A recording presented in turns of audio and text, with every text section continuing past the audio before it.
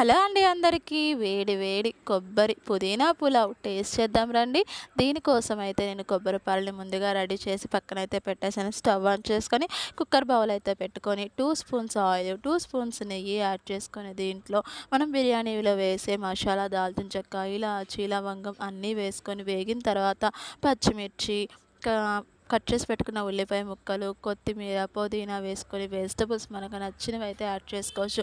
నేనైతే carrot add చేశాను. దాంట్లో వేగేటప్పుడు అల్లం పేస్ట్, పుదీనా పేస్ట్ అయితే యాడ్ చేసుకొని దాంట్లో 2 కప్స్ రైస్ అయితే యాడ్ చేశాను. యాడ్ చేసిన రైస్‌లోకి 2 కప్స్‌కి మనం 4 కప్స్ వాటర్ అయితే యాడ్ చేస్తాం కదా! నేను దాంట్లో 1 కప్ కొబ్బరి పాలు యాడ్ చేసుకొని 3 కప్స్ వరకు హాట్ వాటర్ అయితే యాడ్ చేస్తున్నాను. ఇది మొత్తం ఒక్కసారి కలుపుకొని టేస్ట్‌కి తగినంత ఉప్పు అయితే వేసుకొని మనం లిడ్ క్లోజ్ చేసుకొని హై ఫ్లేమ్‌లో పెట్టుకొని ఒక్క విజిల్ వచ్చేంత వరకు ఉడకబెట్టుకొని, ఒక విజిల్ వచ్చిన తర్వాత మీడియం ఫ్లేమ్‌లో పెట్టుకొని ఒక 10